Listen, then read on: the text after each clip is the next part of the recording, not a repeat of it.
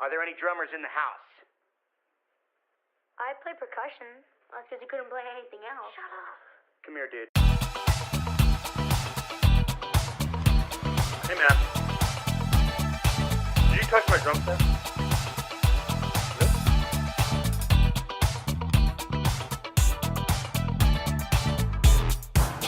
I am warning you right now, if you touch my drum, I will stab you in the neck with a knife.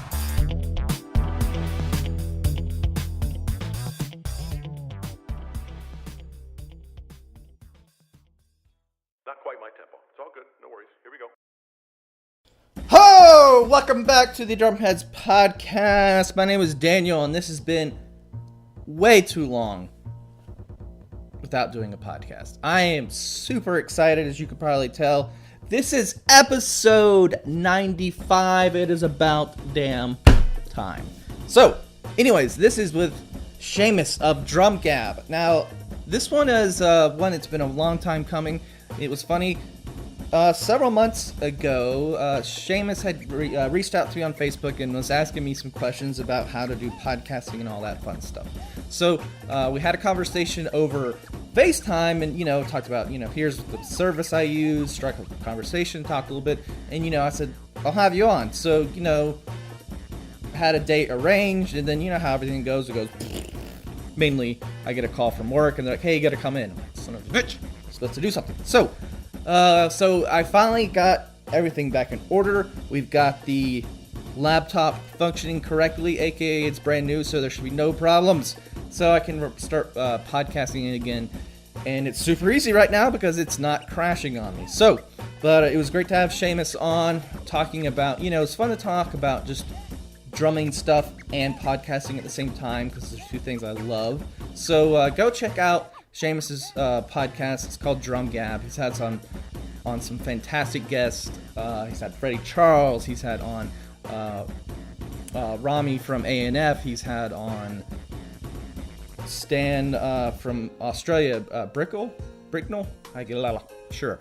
And he does a great blog and stuff like that. So go check them out. Go give them a listen. It's all about inner podcasting, drumming community fan togetherness. That sounds right. So but it was great to have him on.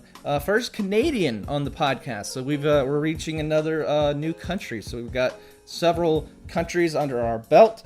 And but here it is, episode 95. I am so glad to be doing the podcast again, and excited to reach to that 100th episode. But here is episode 95 with Seamus. Just such a cool name, Seamus. I'm not kind of doing an accent, but it's got a great Seamus. So Seamus, here it is, episode 95, Drum Gab. Do it. Hey guys, there are multiple ways you can help out the podcast.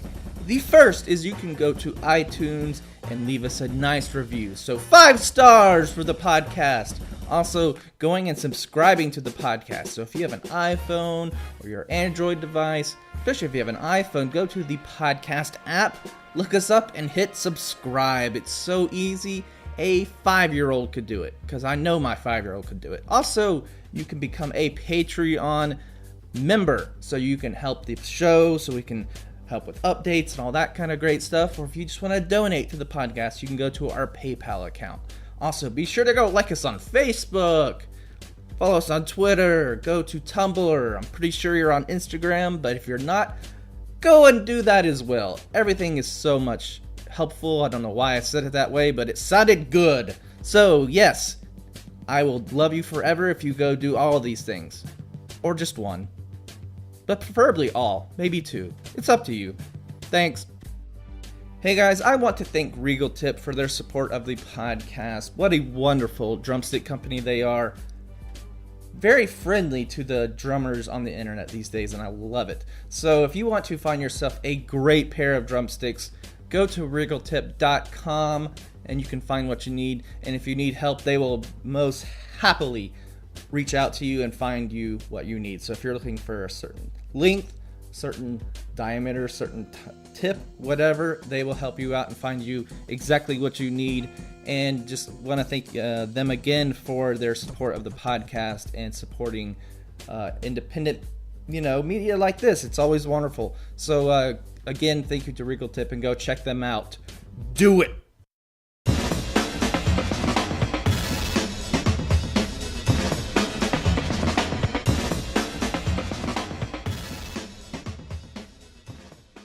Hey guys, welcome back to the Drumheads podcast. I know it's been a long damn time, but I am back, and I am back with a podcaster, Seamus of Drum Gab. How are you this morning? Well, actually this afternoon. I'm doing great, Daniel. Thanks so much for having me on the show, man. No problem. I'm really excited. I said it right, Seamus. That's one thing I freak out about. It's like, did I say the name right? Oh, you're golden, brother. You're one of very few people who get that right. What do people usually say? Seamus. Oh, that sounds terrible. Yeah, it's awful. Yeah. I mean, I used to have English teachers in school whenever it was substitute teachers, and they wouldn't know who I was. And you know how they go through the list for attendance. And I mean, 8 out of 10 times it was Seamus. And I'm like, yeah, I'm here. You got it all wrong. Yeah. But I'm here. Yeah. Did you ever did you ever freak out? Well, you know what it was, after I started noticing it was happening all the time, I would anticipate the mistake. I would anticipate that. And so I would sort of interject before they could even begin and just say, I'm Seamus. I'm here. Because I know you're going to butcher my name. Or you totally could have just been like, I don't know where that Seamus kid is. I don't know. Maybe I'll go check and find him. Seamus! Just start walking around and just, totally screw with her. That's what I would have done, but man, if only I could turn back time. I know. I think that all the time. That'd be great. Cool, man. Well, I guess let's just start back. Tell us a little bit about your drumming background. I like to start with that usually. Yeah, sure. Well, my background, when I was 2 years old, this is beyond my even recollection. My parents used to say that my dad used to spin a lot of vinyl. There's always music in the house. We never had a television set for quite a long time. And so he'd always have records on. And I used to run around my living room, and I used to just air drum, right? So I'd just be blowing laps around the living room, round and round, and air drumming like a maniac. I would tap on everything. There's a lot of pictures of me playing like old xylophones and stuff like that. And so they became, aware that I had some interest in some kind of music, drumming, I guess. So my grandmother got me a drum kit for Christmas. I was 3 years old, and we lived in an apartment building, like a 3-story walk up, and there was a lot of people living in close quarters, and drums did not really suit that environment. I mean, we rammed everything full of pillows, dude, like blankets everywhere, and all the tom-toms, and it may have felt like a year that I played in that apartment, but it was probably only a few months, and then I had to pack them up. So I didn't revisit drums for years. I mean, not until I was in middle school. And I've told this story on my podcast before about how I used to sneak into the music room during recess. They had drums set up in the music room, and I would just go in there and play until they kicked me out. Oh. And nice. So all the kids are out doing recess and playing in the field and whatever, and I'm in there, playing drums, or trying to at that point in time. But I had this real, like, an incredible sense of curiosity for the instrument. And I played saxophone at the time. In band, I played sax back then in middle school. But yeah, I would hop on and I would start ripping up the kit. I would always get kicked out every single time. So eventually I had to cut that out, I guess. And then once I got into high school, it was, everybody seemed to want to play the drums, so like, I don't know, like they would ask, okay, who wants to play clarinet? Like one person raises their hand. So then the rest have to be told to play. And then when it came to drums, there was like 4 or 5 people that would put up their hand, and we had concert percussion. We had just different like tone blocks and cowbells and triangles, and then drum set. And so everybody, I think 3 of us got chosen to do percussion, and I was one of them, fortunately. And they would alternate us. So every 3 days you would end up on the drum kit. And what we actually played in high school, man, I was so lucky. I had the pleasure of playing a late 60s Ludwig set of drums, man. Like, that was the drum set. Yeah. And an incredible kit. There was a few people in school that could play pretty well. And I don't know, man, whenever I heard drums, I was drawn to them, man. The sound, it didn't matter how close or how far away I was to them. I always wanted to be near the drum kit. And I don't know, whenever there was snow days, about 90% of my school was bussed in because I was from a really small town, and it was mostly rural community around farms and things like that. And so whenever there was a snow day, they would just outright cancel school, but my parents would make me go. They didn't think that there was no classes, no matter how many times I would tell them. So I'm like, well, fuck, man, what am I going to do? Yeah. So I would beg and plead. My music teacher lived in town also, so she would try to catch up on paperwork and stuff like that and marking tests and stuff. And so I would say to her, I would just go right to the music room and I would say, hey, like, I'm here. I can't go home. I got to stay here. Can I play drums? And she'd say, yeah, I'll just be in the room here. You can do your thing. And dude, I would play I don't even think I stopped for lunch. I would just get on the kit and just play all day. So like snow days for me were kind of cool. Like, as long as she was okay with it. I think it frustrated her a little bit, but her name was Mrs. Weber. So Mrs. Weber was very supportive in my interest in the drums when I was young. And I took music, like, it was one of those kind of courses where you had to take it once, but then after, you didn't have to reapply for that class. But I did every single year in school. I always tried for drums. And so it was around this time, I just noticed that I wanted to play all the time.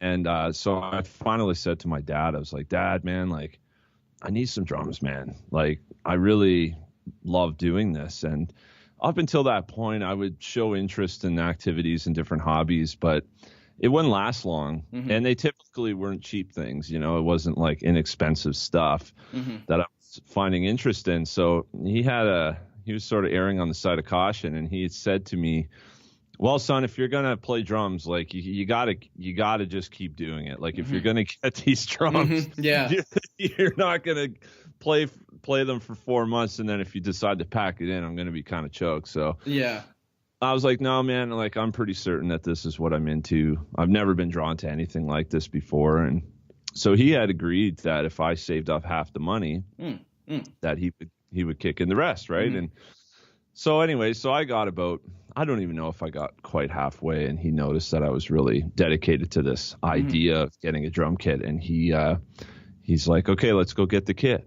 So I remember buying that set of drums. It was a Pearl Export kit. It would have been a late 90s model with the high tension lug design. So, you know, the ones where it was like the continuous piece of hardware from top to bottom, one of those kits. So I had that. That was a black wrap. And anyway, so I played on that for a while, and every day after school, that was my routine for years. I mean, all through school, I would play every single day, but I was basement Betty. I mean, I didn't play with other people really too much. I would just shed in my basement and play the records. So what were some of those records? What were some of those records? Man, honestly, Steely Dan was a huge one for me. Played to a lot of that. Played to a lot of Incubus records. Nice. Yeah, I really liked like the pocket stuff with a little bit of chops in it. Dave Matthews Band was huge for me. The Police was huge for me. Sting records. Mostly that kind of stuff. And then it got into more like jazz fusion stuff as I started to explore different genres of music. I really got interested in Weather Report and things like that, and Miles Davis records, and kind of became a little bit of a jazz bow for a while. And not that I could play any of this shit, but I was interested in it. I saw there was a lot of expression in a lot of that music, and that's sort of what I seemed to connect with. So yeah, I would play to records a lot. I never actually... To this day, I've never had a drum lesson. It's all been through listening to music, just having a lot of interest in music and trying to mimic what it was I was hearing. I mean, I've never even really practiced rudiments. I would just hear melodies in the playing. You're the same. I have to say, guilty. I'm such a bad drummer. You know, people are like, they'll ask me like, hey, what rudiment should I play? I'm like, don't know. I even know what a rudiment is. You know, yeah. Dude, I'll be, for the record, I can't even play paradiddle. Ah, yeah. Yeah, I can't. I mean, yeah, I can sit there on a pad and I can play a paradiddle, but I can't apply it musically, and I certainly can't play it at any kind of real speed, and I still have to think about the sticking.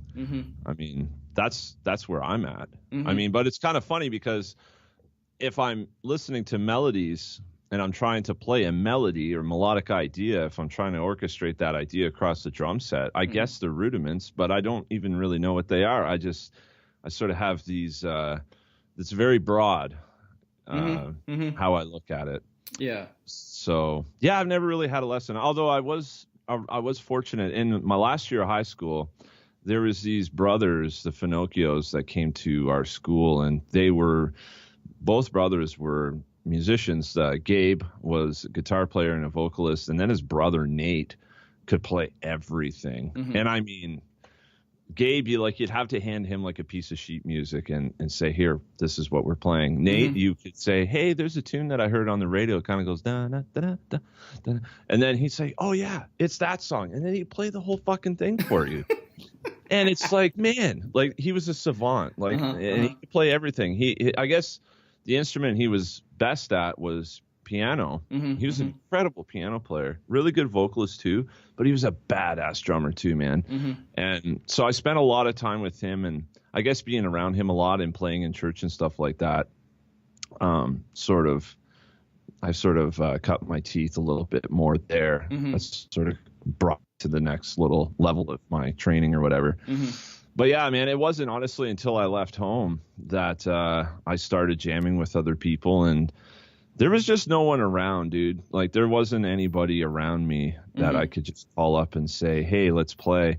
There just wasn't anyone like that. So I had to rely on my records, kind of get that going. But yeah, I mean, what were some of the early records your parents were playing for you? Do you remember? Yeah. My dad was a big Santana fan. I listened to tons of Santana. That's the first thing that comes to mind. When it comes to rhythm, I would always listen intently to those rhythms. I really, really like that Latin vibe. So yeah, that was a big one. A lot of blues records, like Steve Miller Band, the Police, of course. That was resonating through the walls all the time. Jethro Tull was a huge one. Actually, this is kind of a funny story. I had a turntable when I was 3 years old. Nice. And my parents gave me a stack of wax that was just up in the closet one day, and they said, here, have it. And, every single morning, dude, like at 5 a.m, I would put on Peter Frampton's Live. Oh, nice. And crank the shit out of it. Like my dad would not need an alarm clock because he's, do you feel the way we do every single morning? And he's probably answering, no, I feel like shit, man. I want to go back to sleep. This damn kid. That was a mistake. Yeah. Oh my God. Well, yeah, it was kind of funny because one day I guess he just had enough of it, and he came in, he took the record off the player and fucking smashed it on the floor. And he's like, you're not listening to that anymore. Yeah, the Beatles, man. The Beatles, I Let It Be. And then, of course, I like Raffi and the Flintstones and all that kind of crap. But but yeah, man, it was just music was always around. And I always like he even had like a recording business. He was recording bands and stuff. And he'd take me to these recording sessions. The ones I remember most vividly were going to big cathedrals and recording orchestras and stuff like that, and pipe organ recordings and stuff. And he'd bring me to those. And he actually built pipe organ cabinets back then. So I guess like those kinds of influences definitely made a mark on the music end of me. But yeah, I mean, like, I don't know, playing drums is kind of a funny thing, dude. I was no good at sports. In high school, I was that awkward kid. I'm 6.5 feet tall. I should be good at sports, and I'm not. I was a little bit socially awkward. I didn't really have great social skills. I didn't have a lot of friends even, but I found like drums for me were a way to build my own personal confidence. And I always felt safe behind drums. Like, I don't know, if I was to get up to do anything in front of somebody, I would usually kind of question me being there. And am I really, should I be doing this? But with drum, even if I, like in the beginning when I sucked, I mean, I didn't mind ever playing drums in front of somebody. I felt like it was me, but it wasn't me. Does that make any sense at all? It makes total sense. Yeah. It's, it's the drums are almost like an extension of yourself, and you're more, I don't know, you're it's your comfort zone, It is. You take the drum set away, you're like, don't look at me. Exactly. Yeah. I know. So I use drums to sort of establish this thing of confidence, and it's something that I felt I had a knack for. And I just really enjoyed it, man. I mean, I couldn't stop playing. I still can't. I mean, they've been in my life for so long. I feel drums are kind of who I am. Yeah, it's in, like when I had that 2-week break, where I was trying to get my back all relined and stuff from a car wreck, I'm like, this is brutal. I cannot not play, and, it's just like every time I want to like air drum, I'm like, stop, don't hurt yourself, but, it just, you got to go with it.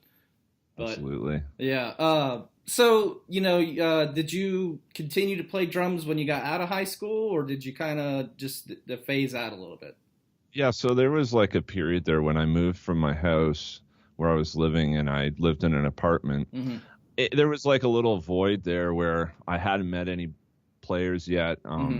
It didn't take long. I mean, like within a few months, because I was going to shows and stuff. And I was also going to this place called the London Music Club, which was every Thursday they would have this open jam night, and you could just bring a set of sticks, maybe your snare drum, and you could meet up with people and play. And so I used that place to network quite a bit. And my first band I was in London, that's how I met the guitar player. He went there one night, and I was playing with some blues musicians, and I was walking to work, and I had my earbuds in, and I was walking through the mall to get to my job, and all of a sudden, like I look behind me, and there's someone like running for me, and it's what man, like yeah,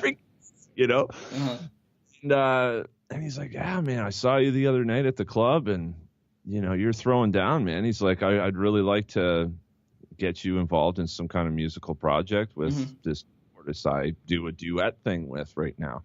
Maybe expand on the band idea. So I played with them for a while. That band was called the Dirty Love Band. That was when I was like 19, 20 years old then. And then from there, I mean, yeah, we played for a couple of years, and then I split from them. I have this, I like to call it the Ginger Baker syndrome, where it's like, after a couple of years, I just get fed up with people. The Ginger Baker syndrome. It's just like I become this really, I don't know, man. I become not a tyrant, but like I've always had this issue where I feel like there's always some ringleader, the band leader, and they're making all the shots. It's their baby. And as a drummer, I always felt like I was along for the ride, but I always had ideas and things that could be done better to, I think anyways, to like maybe get the band a little further ahead, but there was always this conflict there. And so I ended up leaving bands. And that's just how it goes. It's like, it's just, that's the way it always seems to go down. I hear you. I'm kind of the same way. Like it reaches a certain pinnacle, and like they're wanting to go this way, you're wanting to do this. And it's just like, it's always fighting, and it's like, and I'm like, the hell with it, I'm out.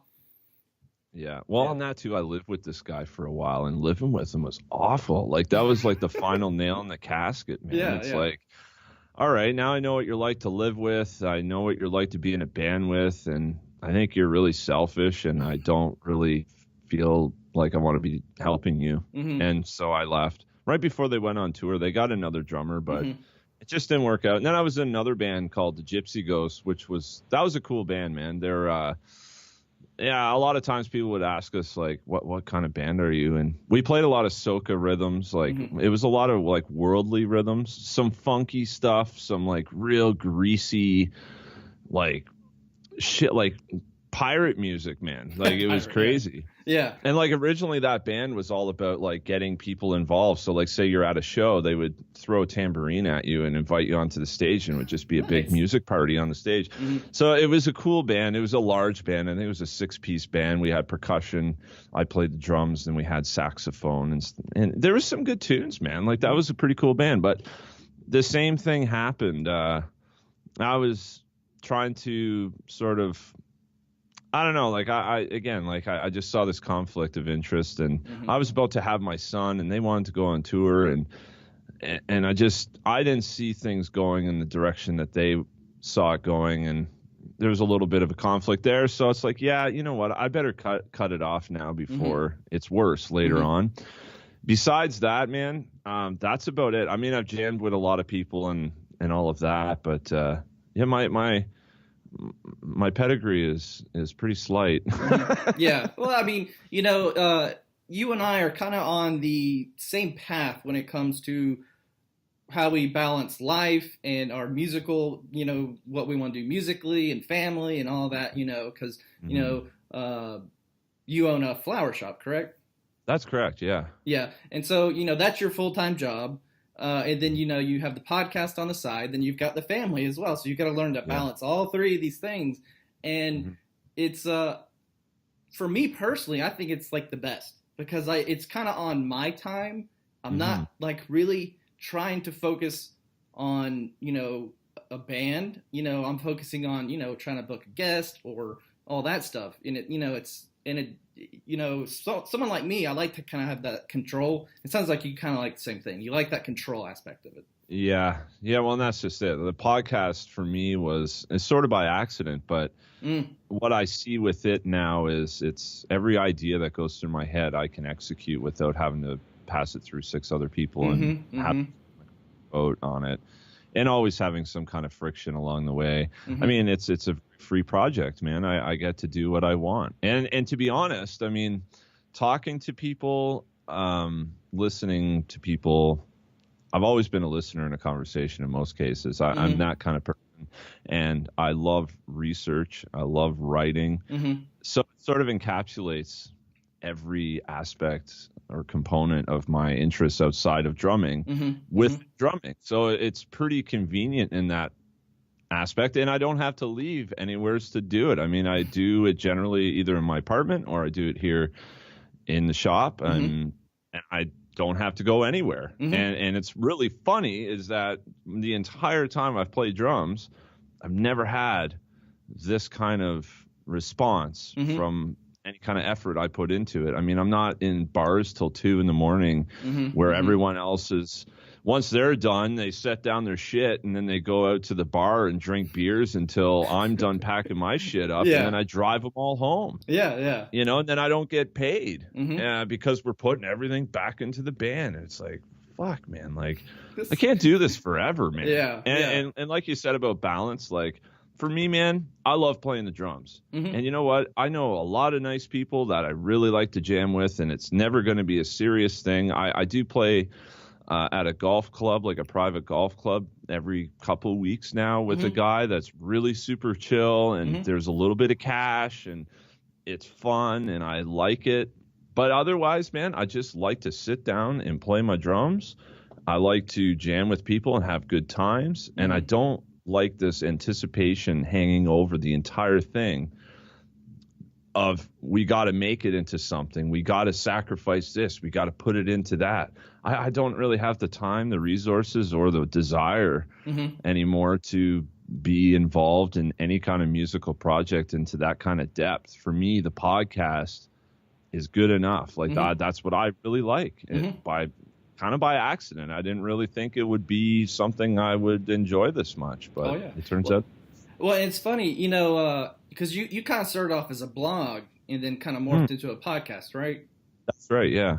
And so what kind of led you to, you know, start the blog in the first place? Just Yeah, so the story behind that, there was this Victoria Drum Festival that was sponsored by Drumeo, and it's Canada-wide, and you would submit your 3-minute video, and then over the course of a month, made a lot of good friends doing that, man. There's a lot of people to this day I still make really good contact with, but there's one individual in particular, Rob Ryan. So we corresponded for months, and he started up a blog. Because, okay, let me preface by saying that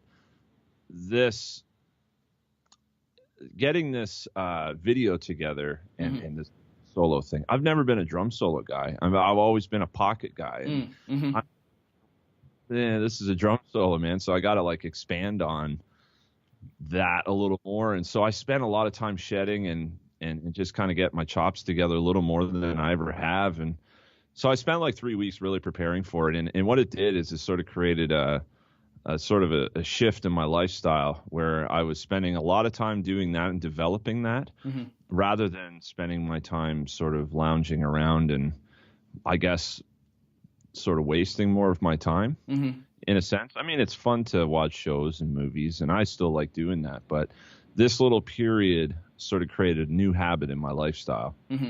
So anyways, I was sort of geared up for something bigger. I was geared up for something. And I started thinking too, like, you know, there's a lot of really good submissions, man. Like I didn't think for a second I was going to win. And so I'm thinking, well, what precedes this? Like, what do I do after the fact? And so anyways, corresponding with Rob had started up a blog that was educational. He's a really terrific player. And so that's where that suited him. Like I'm not an authority in education, man. Like I can't even play a paradiddle, right? Yeah. I have no business trying to assert my ideas to anyone that way. But in any case, I thought, well, maybe creative writing would be kind of fun. And so I started by using this Victoria Drum Festival as a subject. And I began writing about my experience getting this thing together and the training that, like, you know, the whole process. And so I released that article, and a lot of my friends that I know personally had commented on it and said, this is really well written and I like it and you should do more of this. This is sort of the general feedback I was receiving. And so I was like, okay, well, man, okay, maybe writing is what I should be doing. Dude, I hadn't written anything really since high school. I used to really enjoy writing essays and doing those kind of reports, but I hadn't really wrote anything in 10 years or more, or way more, actually, like 13 years or so. Yeah. So I sort of surprised myself with writing this article, just how I really enjoyed the process. I get into this frame of mind where the words are just coming out and I don't even think. It's just happening. And I was like, this is a nice hobby. Like, I think I could do this.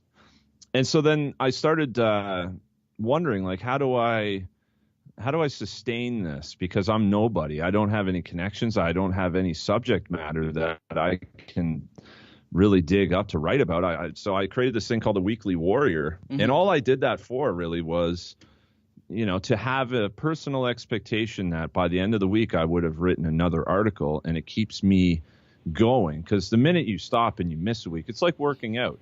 And again, I'm no authority in that either. But I mean, it's pretty safe to say if you are sitting there and it's like, fuck gym today, you know, you might say the same thing the next day and the next day and then the next day. And the next thing you know, you're not going anymore. And I didn't want this to sort of go to the wayside by sort of, you know, pausing it for long periods of time and then trying to get it going again. So this Weekly Warrior thing, I would literally pick a drummer at random that I really liked. And the first one I wrote about was Manu Katché, which, I mean, he's a top drummer for me. I mean, I love that.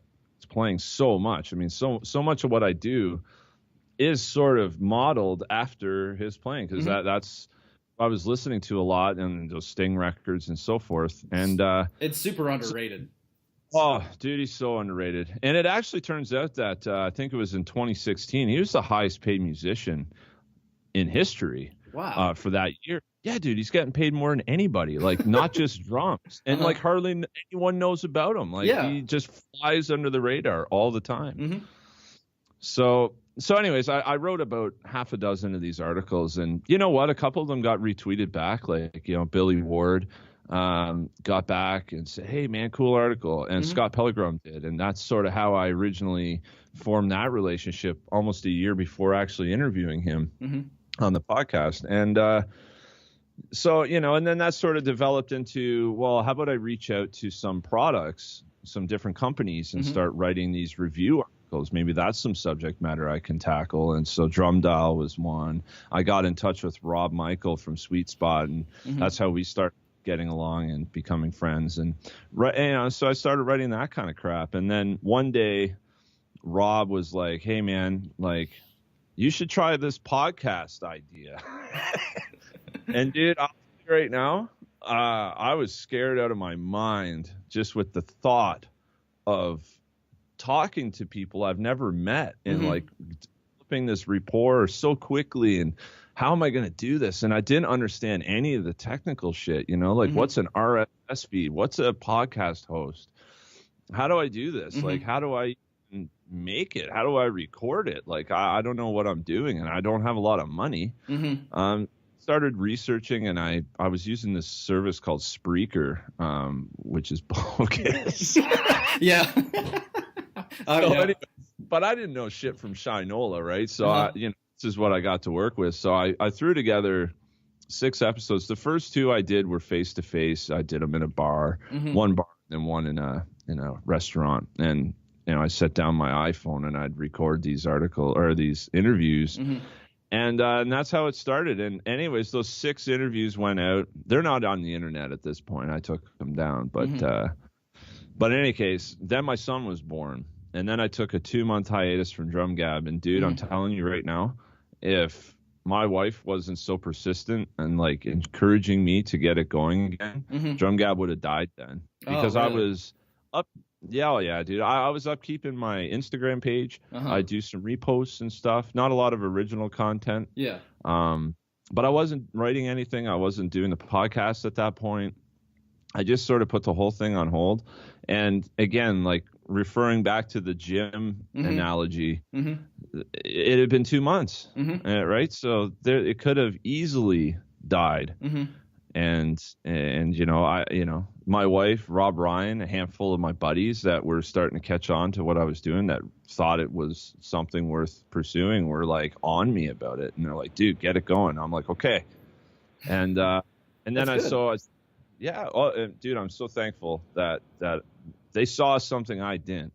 I didn't see what people saw in, like Rob, for example, my wife. They would say, no, like, I think you're good at this sort of thing. Like, the journalism aspect, talking to people, making people feel comfortable. It's what you do. It's what you are as a person, and why not do it? And I was like, yeah, but fuck, I don't know what I'm doing. Yeah. I felt the same way. I kind of just got thrown into it. I had the idea. I'm like, I should start a drum podcast. I'm like, one of my favorite bands is coming to town. Maybe I'll interview the drummer, thinking he's gonna be like, oh, piss off. And he's like, yeah, let's do it. I'm like, shit, what do I do? And, I reached out to all these people, and they're like, just calm down, do this. I'm like, okay. And, God, it was such a cluster at first. You're like, do people like this? I sound like an idiot, and all that, you find that moment, you're like, okay, I guess I'm all right at this, but, I still don't think I am. Yeah. Well, and so at that point too, then it's like, okay, well, if I'm going to do this, I got to do it right. Like rebuild my website. I'm going to find a good host. And thank you, Daniel, for being available to me to give me that great advice. Like Libsyn is the shit. It's such an amazing host, man. And I wouldn't have known that had I not called you that one day and you took a little bit of time to work, like during your lunch break, to talk to me and said, dude, do that. It's good price, it's reliable, it does the work, and you won't have problems. And the RSS feed links up great with iTunes, and you're not going to have technical shit. And I haven't. I mean, Libsyn's been incredible ever since I started using it. Well, it's funny that day you reached out to me. I remember talking to my wife, and I'm like, I have someone asking me for podcasting advice. I'm like, what the hell? I'm like, no, I'm no authority on this. But she's like, well, take it as what it is. And I was like, well, I love Libsyn. I'm like, I hope he does too. I felt like, I hope he doesn't hate them, Oh, that's great advice. And in fact, I mean, I know as Josh Barrios starting up his new podcast, one day I talked to him for about an hour, just texting back and forth, trying to like get him good advice, good information to like because it's such a headache, dude. Like, it's a headache to learn how to record this crap for a good dollar, like for cheap. It can be hard to find this information. So I just wanted to sort of streamline that to him and pass it forward. Because, the thing is like, I was really grateful for that advice. It really helped my process. And so I'm like, well, I really appreciated that. I'm sure Josh would too. So I passed it along to him as well. So I hope that he's getting good use out of all of that. So. And it's great that there's this inner connection between all the, what I would say is like the big influencers, at this time. You got Josh, you got Drum Gab, official Drum Guide gear, you've got drummers I like, but we're all working together. That's the cool thing. Like, there's no like, I hate you, kind of attitude. I'm not gonna talk to you, kind of attitude. And it's the exact opposite. It's it's like, I help you help me. It's all a community. And I like that. It's such a cool thing. It's the drumming community for you, man. Yeah, everybody's solid, man. It's like you said, it's not some kind of competition in any kind of way. It's everybody's got their own idea. They have their own voice. I mean, someone who might not like my podcast may love yours, may love drummers I like, and that's cool. So like, try to spread that word around so that people have something to listen to, or that suits their preference, man. Because at the end of the day, if somebody slams Drum Gab because they got a podcast, or I do that to someone else, at the end of the day, the listener decides what they want to hear. Yeah. It has nothing to do with me slandering somebody else. So really, I see it making no difference, but possibly a positive one. So that's the way I look at it, man. It's not but I don't know about you, but I'm not making any fucking money off this. This is a hobby. I know. People are like, oh, you must be making some. I'm like, dude, I spend more money doing this than what comes in. It's like, do you not understand? They're like, people are like, you have this many followers on Instagram. I'm like, no shit. It's not like Instagram's like, oh, you got this many followers, let me give you a ton of money. It's like, that's not how it works. Anything, it's like, let me spend more money, Sure. Yeah. Absolutely. But yeah, man. So, reformatted everything, got the podcast going. Haven't looked back since. That's the way it is. It's become such a huge part of my life now, and I'm very competitive with myself. So I'm always trying to get bigger guests, put myself in these more difficult positions, because each time you interview somebody, I feel like you walk away a little more insight to what people are like. You know what you've done? This is what, 95? Yeah, you'll be episode 95. Like, that's insane. Like, over 95 episodes. Like, I'm at 40 right now, but I mean, I can see there's these kinds of people. There's these kinds of people. There's all different kinds of people, and you start to get to know how to read those people and sort of interact with them in a way that you think they'll appreciate or make them comfortable. That will tell you things that you really want to get down to. All conversation, man, and I love doing it. It's just like, man, I've made so many amazing connections from doing this thing. Oh yeah. I honestly, I don't know. I mean, like I said, it's built a room in the house of drums for me more than drumming ever did for me. Totally. I totally agree. Yeah. And like you said, the fact that you don't have to like travel to go talk to people, I hated touring. That was the worst part of being in a band, was touring. And I'm like, I can't do this shit.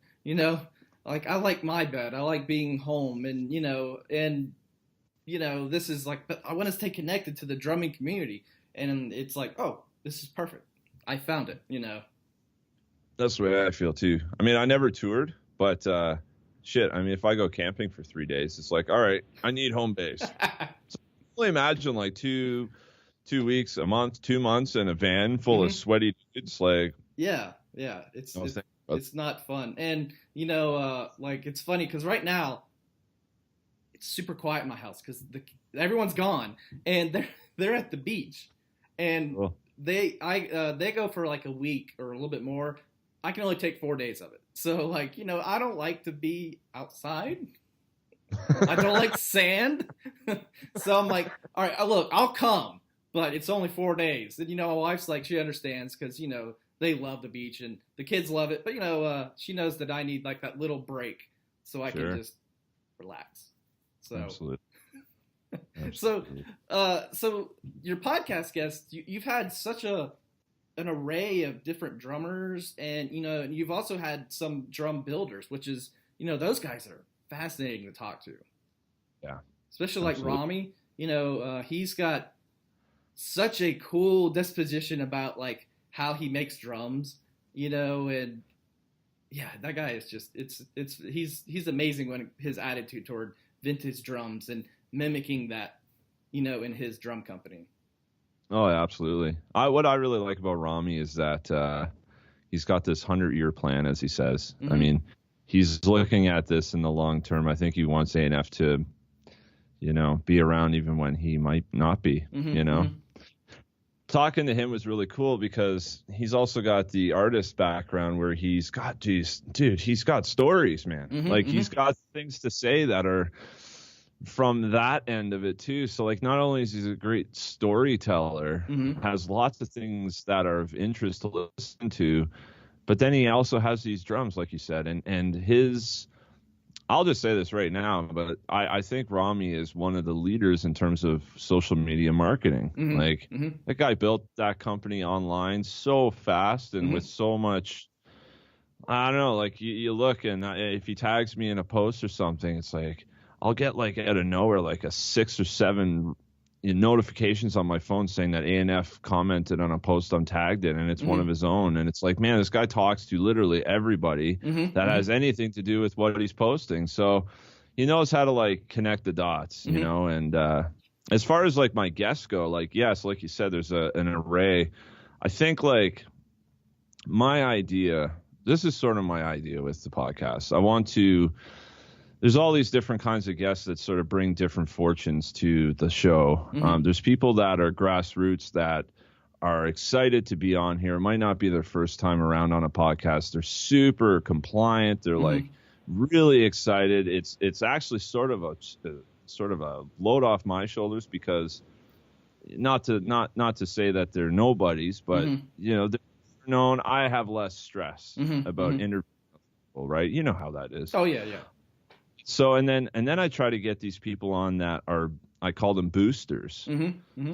What they're going to do is they're going to bring in more downloads than the other guys will, Mm-hmm. and they're going to have a lot of cool stories. I have tons of shit that I can research online and, Mm-hmm. and develop this really detailed podcast flow, and those people are going to bring in new listeners, hopefully. And the idea is to combine those people that are going to boost the show to help the people that I'm going to have on that are grassroots. I never want to ever remove that from the equation, because if I only stay with grassroots, my show is going to progress at a very slow rate. Mm-hmm. Mm-hmm. It's going to be a long time before I have a good listener base or a larger listener base. Mm-hmm. And so by having these bigger people on, I feel like that brings a value to the people that are lesser known, Mm-hmm. and they're going to heard more by my organic base of listeners. Mm-hmm. Mm-hmm. So my idea is to combine those two, and not to mention that, but the bigger interviews, like I said, man, like Billy Martin was one that comes to mind when I interviewed him. Mm-hmm. I mean, dude, I've been listening to that dude since I was like 14 years old. Mm-hmm. So we're talking like 18 years of being interested in this guy, and then I get to talk to him. Mm-hmm. Mm-hmm. And to say that I was nervous is an understatement. I mean, and he's a very intelligent person. He's got a very candid sense about him. He, if you say something that's, let's say, misinformed, Mm-hmm. he will tell you Mm-hmm. on your show, and so you run this risk of, appearing like an asshole on your own show. And so I had to go in prepared, and, and it went really well. But anyways, when I walked away from that show and I'm reflecting on it, I'm say less nervous now to interview these types of players. I got like this calmer sense about me, and that really helped me grow. I mean, I could have interviewed 10 grassroots guys and not got that amount of, education out of the process.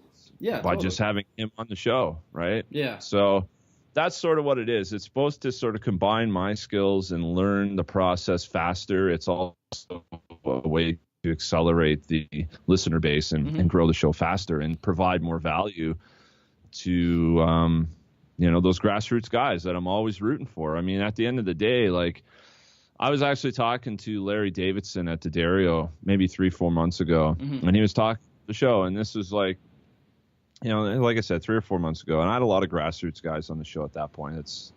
I kind of felt like that's where I belonged at that point. I didn't have any business, doing a bigger interview. I didn't feel right. And anyways, so he's like, yeah, man, it's really cool that you do it that way though, because, not for nothing, but guys like Benny Greb, Eric Moore, all these types of A-list guys they're getting promoted nonstop, and other guys that have a lot of cool things to say and they're respectable players in their own right, aren't being heard. So it's really cool that you're bringing those people to the forefront, and agreed with that statement. However, like I said, like, these other people act as boosters, dude. It's like throwing a jetpack on your back, and now your show's that much further ahead for having them on. And like I said, 2 times it offers more material to research, so you can develop this very in-depth podcast, or maybe it's a voice of authority. Like I just interviewed Jared Falk the other day, and that's coming out tomorrow. And dude, that interview blew my mind. It blew my mind to pieces. The things he said, the questions I had for him, some of them were gonna produce some interesting results, like, but it was all in the subject matter that he's a clear and definite authority on, that you cannot take that away from him. Like, fucking Drumeo, man. Yeah. I mean, it's huge. Yes. It's like, okay, well, here's an opportunity to talk about some stuff that's like, when people are going to hear it, they're going to realize some things about their own projects. And that was the whole idea with that. There's so many people right now that are trying to develop their online presence. They're building brands. And, a lot of people are doing a fantastic job of it. I also think that a lot of people maybe are feeling like the input on their investment is not really equaling what they hope for in output. Yeah. Right? So I wanted to sort of tackle stuff like that. I mean, this is Drumeo, man. Like, the amount of money, like, he borrowed a stack of cash from his brother, dude. They went out for coffee, and he borrowed a stack of cash from his brother. And he's like, here you go. Now do what you got to do. And dude, he's like up to his eyeballs in credit debt. I mean, it was fucking nuts. And I asked him, I'm like, how do you push forward like that when it's not something that has been proven on the scale that you hope to? You have all of this equity hanging over your head and debt and all this kind of crap. How do you, like, push through? And he's just like, dude, we're full of piss and vinegar. It was head downs and horns out. It's a great attitude. That's fucking amazing. Yeah. Like, that's it, man. And don't become discouraged if you've been doing this and grinding at the bars for a couple of years and you're not where you want to be. Yeah. And dude, it's just so packed full of, like, just golden advice. And that, and it's those experiences, man, that, like, that's an interview that I believe was one of the best experiences because of the depth of the knowledge and quality of the information. Yeah. Well, and, also with podcasts, growing up, there was nothing like this for us to do or listen to. And finding out information about your drummers was so hard, or you get unreliable information. I remember when I interviewed the drummer from Sum 41, I went to Wikipedia and I'm like, oh, so you were born in Ohio? He's like, no, I was born in Long Island. I'm like, shit. I remember hearing that with Frank Zimmo, right? Yeah. And I'm like, damn it, Wikipedia, Wikipedia is a crapshoot, brother. Yeah. You never know what you're dealing with there. Yeah, I know. I felt such like an asshole. I'm like, I screwed this up. Let me just hit end. We're done. But you get this information you wouldn't have got, when I grew up in the 90s, so you didn't, internet was, slow. You relied on your friends with half the time didn't know what the hell they're talking about or they're lying. But now you can go and sit down and listen to a conversation with the drummer, and learn a whole ton of, a bunch of stuff. And every time it can be different. Mm-hmm. You and I could interview the same person, but yet you're going to get a completely different conversation. Absolutely. I mean, dude, even if you were to carbon copy the questions, say Mm-hmm. like we develop a podcast together, right? Mm-hmm. And it's like together we created these questions and you have a copy and I have a copy. Mm-hmm. Casting is about the moment. Mm-hmm. Mm-hmm. And what I love about it is the fact that it's kind of like when you're on the bandstand and you and your band are sort of riffing out a little bit, improvising a little bit, Mm-hmm. and you come up with a moment that you could not reproduce because the vibe is right. Mm-hmm. Everything is there. Everything's in the pot that needs to be there. Mm-hmm. And podcasting oftentimes is like that. I mean, you don't always hit it on the head like you hope to, Mm-hmm. but sometimes you listen back when you're going through your edit and you're producing it and you just think like, man, like that was a moment. Mm-hmm. Like Mm-hmm. that response, like the sense of interest in the answer and this connection that's happening, it's so similar. And that's honestly, that to me is what I crave in life. Mm-hmm. is moments, Mm-hmm. spontaneous things, like even just besides the podcast, just in life in general. I love it when someone out of the blue calls me an hour before they're doing something and says, hey, let's go do this. Mm-hmm. And I had no idea it was going to happen. And now we're doing it. And that to me, like, those are the best times, Mm-hmm. is when you don't know exactly. That's why I leave my podcast sort of open. Mm-hmm. Like, I definitely structure it and I have a flow. I sort of map it out in a way that's progressive. And I think, yes, from this point to the very last point, we're going to cover a nice wide spectrum of topics. Mm-hmm. And they're going to sort of merge nicely so that there's a nice progression to it and Mm-hmm. sort of linear in that sense.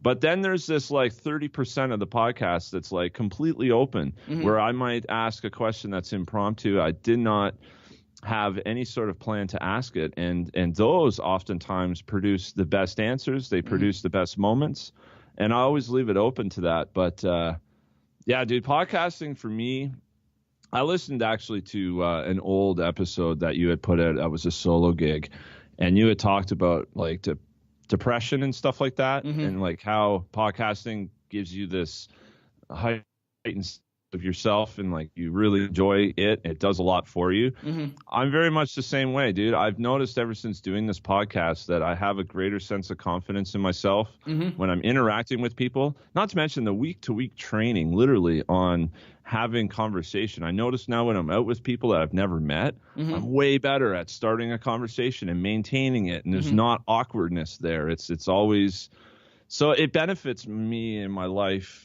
much like it sounds like it does for you. Yeah. Well, And I think it's really healthy. and you can't bullshit your audience, is what I learned. No. and it took me a year to really understand that if you're trying to hide behind, like, if you're religious and you're trying not to curse a bunch, and I'm like, but I do curse, so I can't hide that from everybody. And if you're holding back, people know. And I had someone say, it's like, I know what you're wanting to say, why don't you just say it? I'm like, damn it, I'm gonna do that.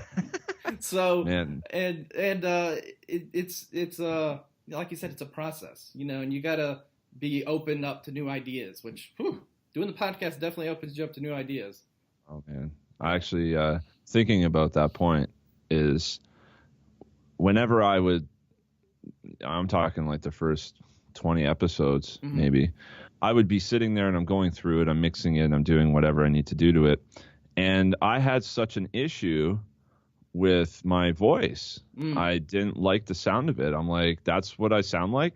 I don't know if I'm comfortable with that. Mm-hmm. I wouldn't even edit my podcast without headphones around my wife because I didn't want her to hear it. I wouldn't play any of those episodes to a friend. Mm-hmm. It was a very private sort of thing for me. It's like, yeah, I mean, the conversation had happened, and yes, that person heard it, and now I'm going to release it, and a lot of people are going to hear it. Mm-hmm. But for some reason, because I'm not in the same room with them, I'm fine with it. Now, and here's the other thing too. I was sort of, for lack of better words, I was in a sense referencing other podcasts that I knew had success, and I was sort of looking because I never listened to podcasts. I didn't even really know what one was. The only one I knew of was Joe Rogan's experience. And yeah. Literally the only podcast I even had any kind of knowledge about, but I didn't even listen to it. So I didn't even know my first bunch. I mean, I hadn't been listening to anything. It's like I'm in my own little bubble with it. And so I was referencing other podcasts and sort of thinking this is the gold standard. This is what people do. And I noticed that everything's kind of like there's not a lot of swearing. Some people are starting to, I think they're starting to figure out that I got a potty mouth. It's how I talk. It's what I do. But you know, it's funny, man, because I wasn't sure like if me was okay. I wasn't okay with me, to be honest. You know, it's not until other people say I'm getting better feedback now, I think, because I've let down my guard. I don't have one now. I'm like a silk sheet up in a bright light. You can see right through it, man. And I do ask sometimes difficult questions without stammering anymore because I'm not sure about what I'm asking. I'm not sure if it's a good question or if it's too raw. Like, I don't mind that now. It's kind of like, this is what I would ask. This is what I'm going to ask. This is me, you know, this is what I'm like day to day. And I sort of found like introducing my personality more and more into the show and is what's sort of differentiating it from other ones. I mean, just to make it a different, unique product, it's because I'm it. You know, I'm the one that's involved in it like that. Well, and I love your theme song, like your intro. You know, you can tell it's an extension of yourself. You know, sure. adding those. Guy. And you know, I like. You know, I'm guessing you're a big movie fan. Yeah. Yeah. So like when I heard that, I'm like, this guy loves movies. I get it. Yeah. And you know, it's amazing. You know, a 30-second to 45-minute, whatever, you know, little section, you can figure out someone really quick just by their intro and their sensibilities. Absolutely. When I heard the intro you know, the first time I listened to your podcast, I'm like, this guy gets it. He's a movie guy, and he's putting that into the drums, you know, and I love that. So. Yeah, man, I feel like the podcast is a space for me to be expressive and to do what I want. I literally, and I've said this before on my show too, man, it sounds selfish, but I do this for me. I do it. I make a time capsule. That's what I'm trying to do. I want to look at it 30 years from now and remember the moment, remember these interviews, remember everything that went into them, and read my notes way down the road. And, you know, and that's what I do it for. I mean, I'm really happy and I'm fortunate to have people that enjoy it as well. And I feel like my audiences that I'm bringing in now that my show is so much more honest, I'm bringing in the people that I want in a sense, and that relate to me in some way. They feel like maybe there's some similarities between you and I. And I like that because that builds a really strong community around, you know, the things that I'm interested in. And I really like that aspect. Yeah. And like you said, movies, I love movies. I do too, man. Like we were moving some stuff from our closet, and I'm going through DVDs, and my wife's like, "You have a problem." I'm like, "Sorry, I know I have 700 DVDs. I can't help it." But you know, I guess the question that, you know, I wanted to end on, but I kind of changed my mind. This is something I wanted to start asking my guests is, what is the worst thing that's happened to you at a gig or at practice or something? Like, was there like a horrific thing that happened one time you just could not, like, one time I went to practice, there was a rattlesnake in my bass drum, and I was playing a set. We were playing through a gig, and I didn't know it was in there. It had crawled through the front hole, and I'm like playing, and like we stopped and heard like, I'm like, the hell? Oh shit! You know, and there it is, just like snapping at the damn head, and you know, it just, you talking about the worst thing ever, you know.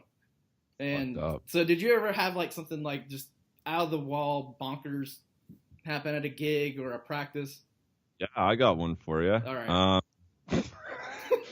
So in my old band, the saxophone player was a heroin addict.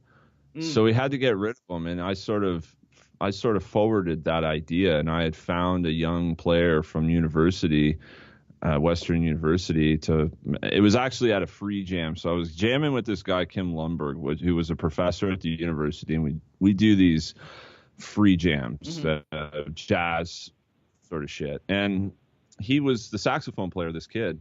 And so I talked to him after the fact, and I was like, hey, how would you like to try it for our band? He's like, yeah, absolutely. I'd love that. I sent him some audio clips, and he really dug the sound. And so anyway, so he came to practice, and there was this whole thing about getting rid of the other guy that created some tension amongst a couple of the members, and they had difficulty telling him that he was gone.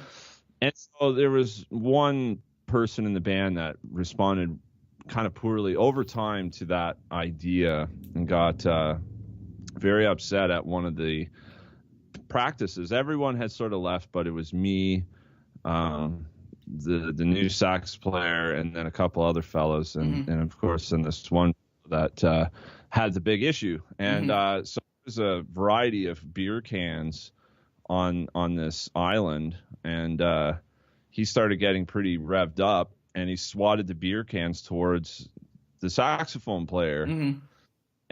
Started sort of acting out. So I picked him up off the ground and I threw him up against the wall, and it got kind of violent. Yeah. I'm just like playing this in my head right now, like it's a movie, you know. Like, oh yeah, buddy. It was like a movie, because I told him, if you don't cut this shit out, like I'm gonna bounce you off the fucking curb, and that's how that's going down. You know, I don't know, dude. Like, what's that? What did he end up doing? He just like, you know, busted out.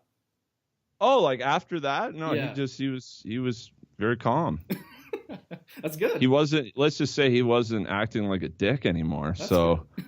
So yeah, I just had to put out a fire. That sort of thing happens a little bit sometimes, but that was the situation that had to be dealt with, and that's probably the craziest thing that ever happened at a practice. Was I almost floored somebody in the practice room. Yeah. I've it's no rattlesnake in a bass drum. But, yeah, you know. But I mean, it's funny. You know, like, oh, you're gonna, you know, like. I think the most times I've like pushed people around or like gotten like you said, like almost violent was at band practices. Like I wasn't into sports or anything like that. You're like thinking band practice, this is gonna be the most calm thing ever. No, it's gonna be like, you know, dropping the bow, you know. Oh sometimes. Yeah, bro. Absolutely. So yeah, that's my crazy story. That's your crazy story. I hope everyone likes that. I like crazy stories. I think they're just fun, you know, and there's so many things that can go wrong at a band practice or a performance, you know, so that's awesome. Well, where can other, you know, people who may not be familiar with you, where can they find you online, all that stuff? Yeah, man. So on Instagram, it's Drum Gab 1. That's numerical 1. On Facebook, it's Drum Gab page. And then my website is www.drumgab.com, and that's where you can find the full archive of all the blogs I've written and all the podcasts that I produced up till this point. And if you subscribe to that, then you'll be on the mailing list. So whenever something gets released, then it goes directly to your inbox, and you can enjoy at your own leisure. And you're also doing is it a giveaway raffle for a snare drum for hurricane relief? Yes, I'm really glad you brought this up, actually, buddy. Yes, so myself, Sugar Percussion, Drummers Corner Group, Paul Mayberry, and That Sound, and now also Drumeo is on board with this. Nice. We're doing a couple of snare drums. So originally it was just a 14x6 Eastern Black Cherry snare, that a Sugar Percussion snare drum that we were going to raffle off for FEMA's efforts, the Texas A&M Veterinary Emergency Team. So take all the proceeds, send them there, and that's what we were going to do. But now that Irma is rearing its ugly head, I know it's my climate change is real. Oh, dude, it's no joke, man. Yeah. It's no joke. So, you know, for that, what we're doing is we're doing a 14x4 black stain mahogany drum, again by Sugar Percussion. And where that's going to be going to is the direct relief. That's the that's the charity that we decided to go with. I guess they're rated number 1 on the Charity Navigators list of the top 10 charities in the U.S. So we thought it would be a good place to send it there for Florida. And what we're doing at this point, we've actually Jefferson told me this morning we've actually managed to raise in a week $850. So I just want to thank everybody who's made contributions, man. Like that's just incredible. I was blown away by that figure. And by the way things are going, once we get Jared Falk on board, he's going to be doing some kind of thing for us. And then we got Paul Mayberry from That Sound doing stuff too. Like he just sent us over the files for his videos he made for it today. So like we're just trying to make this thing try to bring some positivity into what's an absolutely terrible situation. And it's really easy to enter too. Like tickets are $5 each. There's no limit on the tickets you purchase, so you can buy as many as you like. And the payments are to be sent as a gift via PayPal to js@sugarpercussion.com. Oh yeah. And then we're also asking too that you send an email to js@sugarpercussion.com with your name, address, and telephone number. And we're running this raffle for the month of September. So again, I just want to thank everybody who's made a contribution. It's amazing to see the drum community work like this together for great cause. I also want to plug Spimble too, man, because I know Spimble's they're raffling off that hurricane cymbal that he used the patina solution on. He was just on the Drummers Up podcast with Rich on Friday. Promoting that, and I wish them the best too. So check out Spimble as well on their website and have a look at what they're up to. I think they're donating everything to Red Cross, so I think that's what they're up to. Yeah. So it's really cool, man. I'm super stoked to see people working together like this. It just shows and proves that the drum community is tight, man. You would not have this with guitar players. This sort of shit does not exist with that. So man, our community just kicks ass all day. Yeah, and I'll definitely. I can't remember, did I buy a ticket yet or not? I'll have to look. I can't remember. I hadn't slept in the past like 3 days because we've been doing a lot of hurricane preparation here. Yeah, it's been it's crazy, you know. And you guys aren't having a lot of forest fires up in Canada right now, are you? Out west, man. Out west, but you're more in Ontario, right? Yeah, I'm in southwestern Ontario, where really, to be honest, it's isolated to those sorts of natural disasters. We don't really have anything that major happen like that. Yeah. Fortunately, it's just a pocket of the world that sort of seems to be untouched, unscathed by Mother Nature. It's fortunate, but just a little snow and cold. Snow and humidity. I tell my wife, I'm like, I would move to Canada in a heartbeat if it wasn't so cold. Oh, dude. Well, what's your winters like? Like you must see some negative temperatures. No. It's like it's like the 30s, you know, in January and February. Like I live in the mountains, but I live in what they call subtropical humid. So it's always just gross. Like I walk outside right now, it's just sweat's pouring off me, you know, and like I'm like, I'm like, I wouldn't mind the cold weather. Now my wife would hate it. I'm like, but they got free healthcare in Canada. Let's go, you know. Canada's pretty sweet, man. I mean, I don't have much to compare it to. I've only lived here, but you know, it is a great country. I love living here, and love my Canadian brothers and sisters. So it's a good place, man. Like they got it's so much better. They're much nicer than here in America. their president is not a crazy asshole. You know, you got you got Trump and then Justin Trudeau. It's a big difference. Oh yeah, for sure. It's a little different for sure. Yeah. Shit, I wouldn't want that. Man, Trump, dump that fucker, man. I know. That's just a nightmare. But yeah. Well, cool, man. Well, I will let you get back to the rest of your day, but I really appreciate you being on, and this was fun. Dude, thanks so much for having me. This was a blast. It's so cool to be a guest. And I know I was a guest on Kick It with Johnny, but that was a live session, so I never even heard it. I don't even know what kind of crazy shit I said in that one, but But yeah, no, this is awesome, man. Yeah. It's really fun being on your show, and Yeah. and I'm really happy to see that you're back up and running, dude. I am so happy. I can't tell you. It was to look at a car wreck and think, oh, this sucks. But the funny thing is, when you get in a car wreck, you have to replace all the car seats.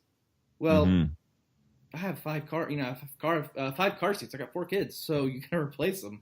And they, but now the check was a little bit bigger than we thought. I'm like, oh, yes, you can get a computer. So it's funny that's the one thing that stops the whole production. It's the damn computer. Yeah, so. Man. Yeah, well, we're at the mercy of a computer. I mean, you and I are probably quite similar in that I have a microphone, I have my computer, and some editing software. That's what I run it on. I mean, it's pretty simple. But if one of those things cacks out, I'm done. Yeah, you're done, man. I just hang my hat. Yeah. So this shit ain't cheap. So it's not, and luckily I had found a Labor Day coupon, so I got a great laptop on a great deal, and I guess the car wreck was meant to be. It was part of the the cosmos or something. But like, son of a bitch, that hurt though. No doubt. Yeah. I can only imagine, brother. Yeah. That's no fun, man. But yeah, I'm really happy to see you're back up and running, because I was listening to I can't remember the service you were using, but you're using it through your phone. What was that? That was something that Rich from Drummers I Like had recommended to use. It's some app. Cool. You can Opinion, and you can actually you can actually do them on your phone. And I'm like, I liked it, but I like having someone on the other side. Oh, sure. When I talk to by myself, I sound like an idiot. So it's tough doing it on your own, man. Yeah. Like Rich does the daily fill all the time, and he sounds really good. Like he's really good at it. It's because he's done so many, I guess. But shit, man, I can't even hold a candle to that. I find it really hard to just be your only voice, and I need that other person to like bounce things off of. It's the only way it works for me. Totally. But yeah, dude, really happy to see you're back up and running, and thanks so much for having me on your show. Oh, man. yeah. This is so dope. Yeah, it was a long time coming. Ever since we had the conversation. When was that? I was trying to remember. Dude, that was back in late winter. Was it? Okay, that's what I thought. I think so. And I'm like, it was a while ago for sure. Maybe even spring. Yeah. So it's great to have you on and complete that full circle, and I'll definitely have you back on again and just talk shop. Sounds cool, man. Well, man. I appreciate everything, dude. And again, like, best of luck with your show. And now that you got your stuff up and running, thank you, buddy. No problem. Right on. Well, I'm going to go ahead and hit stop real quick. See you guys.